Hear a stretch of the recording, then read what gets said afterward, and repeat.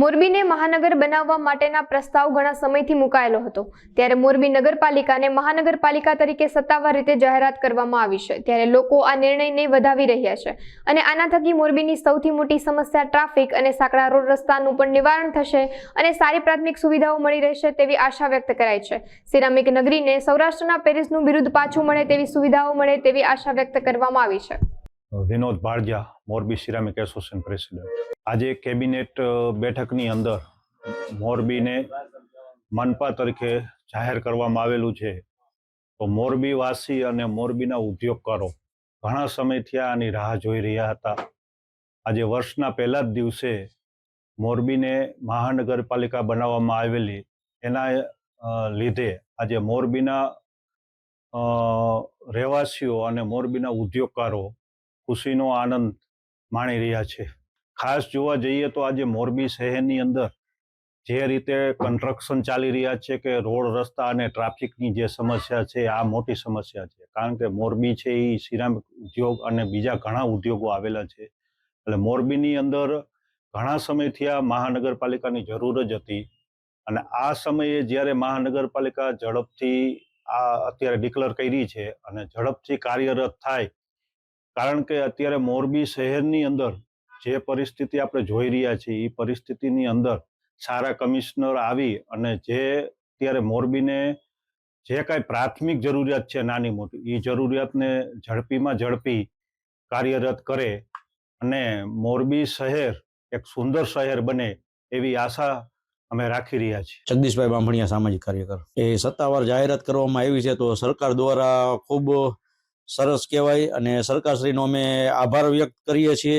તેમજ આ જે મોરબી નગરપાલિકા હતું તો અત્યારે કારણ કે તેજુરી આખી ખાલી ખમ થઈ ગઈ હતી અને જેથી કરીને મહાનગરપાલિકા બને અને તાત્કાલિક ધોરણે જો ચૂંટણી આવે અને સારા અધિકારીઓ આવે અને મોરબીના રોડ રસ્તા આંકડા છે તો જેથી કરીને પહોળા કરવામાં આવે તો ચોક્કસ મોરબીનો વિકાસ થઈ શકે। કારણ કે નગરપાલિકામાં તો મોરબી એટલે આખું હબ કહેવાય સિરેમિકનું અને પૈસા ઘણા બધા આવતા હોય, કારણ કે ઘણા સમયથી આ વિકાસના કાર્યો આજે સુપરસીડ થઈ ગઈ હતી, એટલે એવા કારણે મોરબી નગરપાલિકાની તેજુરી ખાલી થઈ ગઈ હતી। જો મહાનગરપાલિકા બની જાય તો ચોક્કસ વિકાસ થાય અને કારણ કે આખું વર્લ્ડની અંદર આપણા મોરબી જિલ્લાનું નામ છે।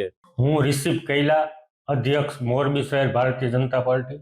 આજે સવારે ગુજરાત રાજ્યના મુખ્યમંત્રી શ્રી ભૂપેન્દ્રભાઈ પટેલના માધ્યમથી જાણવા મળ્યું કે કેબિનેટની બેઠકમાં નિર્ણય લેવાનો કે ગુજરાતની 9 નગરપાલિકામાંથી 9ને મહાનગરપાલિકાનો આજે દરજ્જો આપવામાં આવ્યો છે। એમાંની એક મોરબી પણ મહાનગરપાલિકા આજે જાહેરાત થઈ છે। એ બદલ હું રાજ્ય સરકાર અને રાજ્યના મુખ્યમંત્રી શ્રી ભૂપેન્દ્રભાઈ પટેલનો ખૂબ ખૂબ આભાર માનું છું।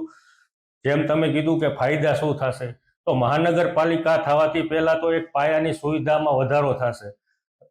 છેવાડાના માનવી સુધી નાનામાં નાના રોડ રસ્તા, લાઇટ, પાણી, ગટરની વ્યવસ્થાથી માંડીને નાનામાં નાના કામોની ગામ લોકોને સુખાકારી મળશે।